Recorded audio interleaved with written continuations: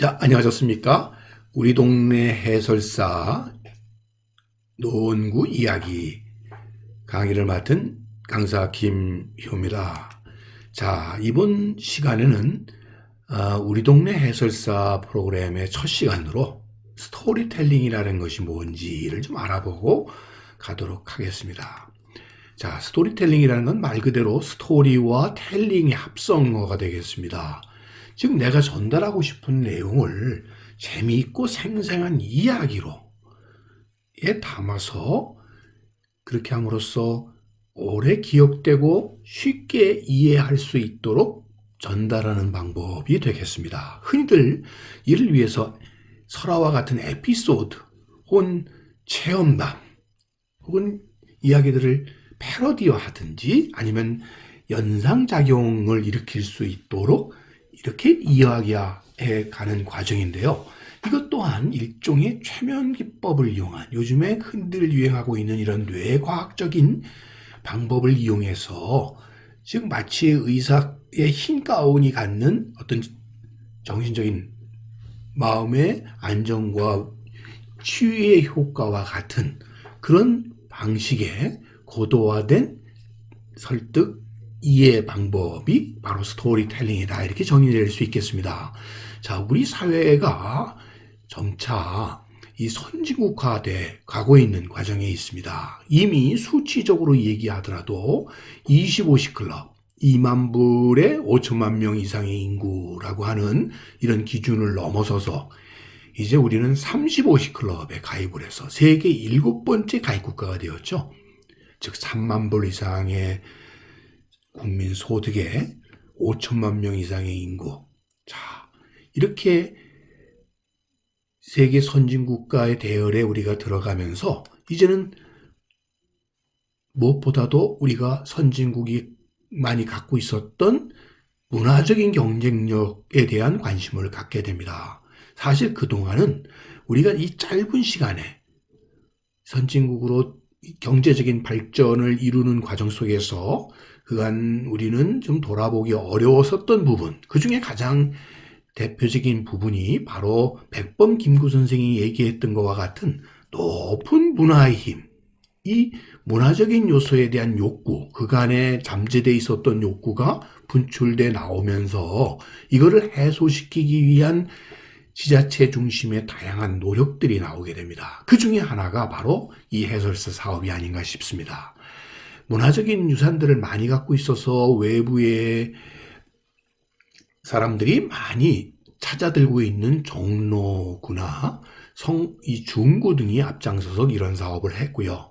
사실 종로구청의 이 해설사 사업의 분야는 대단히 많습니다. 한양도성 스탬프 투어, 달빛 기행, 골목길 탐방이라든지 또 종로 이야기꾼 전기수 프로그램 같은 이런 다양한 프로그램들이 그동안 쭉 진행이 돼 오다 보니까 다양한 트레일, 다양한 코스들이 이미 개발되어 있죠. 또한 그 주제들도 굉장히 다양화되어서 지금 보시는 종로의 아름다운 나무를 찾아서 그래서 이 종로에 있는 나무에 새겨진 역사들을 이렇게 찾아 나가는 그래서 창덕궁의 향나무 이야기라든지 아니면 선농단의 향나무 이야기와 같은 이런 많은 이야기를 담고 있는 나무들에게까지도 관심을 두게 되었고요. 특히 이 궁궐 내에 잘 보존돼 오고 있는 나무들, 그래서 각 궁궐의 나무들, 예를 들어서 창경궁 정문 앞에 있는 살구나무 이야기라든지 아니면 선인문 앞에 있는 그것도 이렇게 굽어져 있는 이 회화나무와 사도세자의 뒤주의 이야기라든지 이렇게 나무 한 그루에도 이야기를 실어서 시민들에게 이해하기 좋도록 전달하는 이런 프로그램들이 진행되어 왔던 것이죠. 한마디로 나만의 이야기를 입혀서 새로운 트레이를 만들어 나가는 것이죠. 자, 그래서 이 과학 칼럼니스트가 만들어낸 코스를 보게 되면 경복궁 수정전, 예전에 집현전 자리였죠. 여기에서 만들어졌던 많은 과학기구들, 추국이라든지 아니면은 해시계라든지 이런 것들로부터 시작을 해서 사정전 마당에 그 놓여져 있는 이런 과학 측정 기구들, 또 교태전에 굴뚝, 아름다운 굴뚝으로 뽑히는 이 교토전 굴뚝에서 십장생 이야기라든지 건천궁 앞마당에 우리나라 최초로 설치되었었다는 전기 발전기 터 이야기 등 이와 같이 각 분야에 따라서 다양한 트레일들을 만들어 나가는 것이죠. 자, 이건 캐나다에서 만났던 트레일인데요. 자, 이 공룡을 따라서 간다든지 카우보이를 따라서 가는 이런 트레일처럼 중구로 가자라고 하는 타이틀로 중구에서는 근대 역사로 예술 영감로, 현대 건축로, 맛집 거리로 시장 탐방로 등 다양한 이런 트레일들을 개발해 내게 된 것이죠. 그래서 언제나 푸른 길이라고 해서 남산 위의 저소나무를 연상시키면서 여기에서 바로 이런 호국정신과 더불어 나라사랑의 이야기들을 담아낸다든지 아니면 동대문 이 패션가를 중심으로 해서 열정이 흐르는 길 이런 코스 혹은 복이 오는 길 해서 명동 일대 우리나라의 가장 비싼 땅이라고 불렸던 이 명동 일대의 이야기들을 이렇게 코스로 엮어내 가는 이런 프로그램 혹은 정동이라고 해서 우리의 근대화의 일본지라고 불리웠던 이 정동 일대에서 만나는 근대의 역사의 이야기 같은 것들을 만들어내기도 했었고요.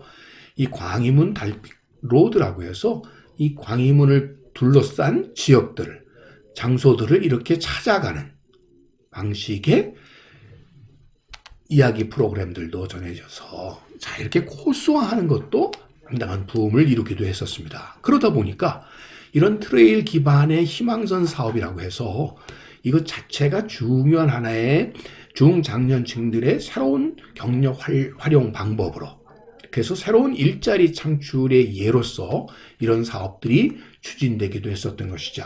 그래서 서울시가 앞장을 서서 뭐 서울로 이야기 교실 이런 해설 투어 프로그램 같은 것들 중에서 서울로 7017과 관련된 이런 스토리 프로그램 같은 것들이 추진되기도 했었죠. 자, 여기에 맞춰져서 TV 프로그램으로서 뭐 김영철의 동네 한 바퀴 같은 것들도 바로 이렇게 이야기를 입혀서 다양한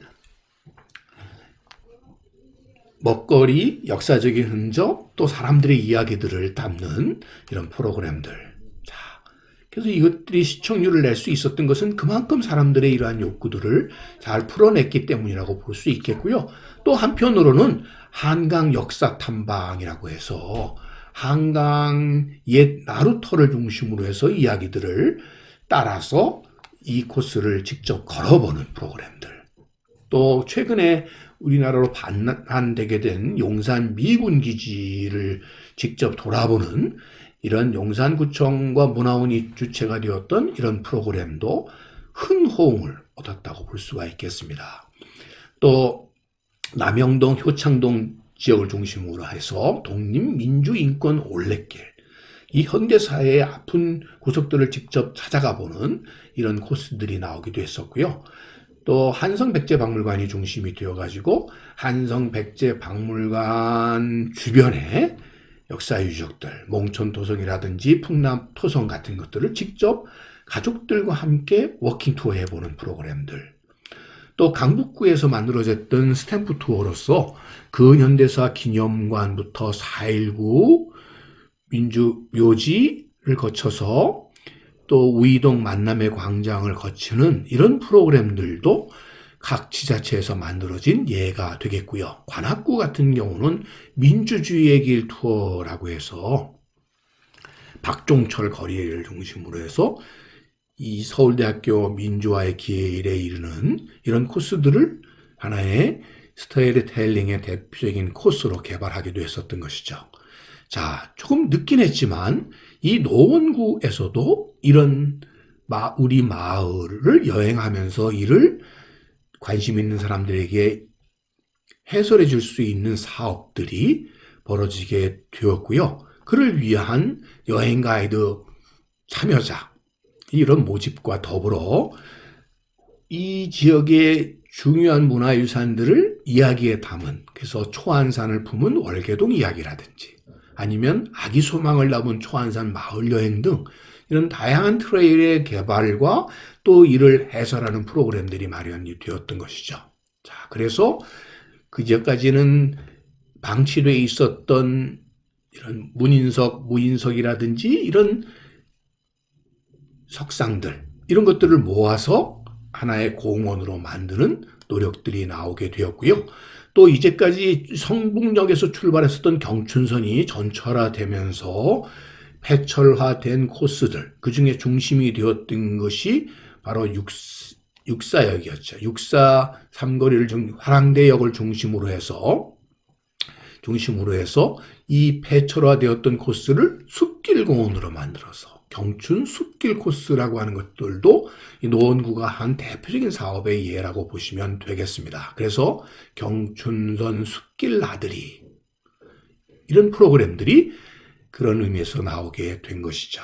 자, 그런 의미에서 이제는 우리 주변에 대해서 관심을 갖는 것을 넘어서서 이것을 다른 분들에게도 정말 이해하기 좋고 재미있게 전달해 줄 수 있는 것이야말로 굉장히 중요하다라는 의미에서 스토리텔링에 대해서 알아봤고, 다음 시간에도 계속 이어져서 우리 동네 지역에서 여러분들에게, 다른 분들에게 소개해 보고 싶은 이야기들을 시리즈로 이어가 보도록 하겠습니다. 이제까지 이야기는 꽃밭을 가꾸는 김 선생이 전해 드렸습니다.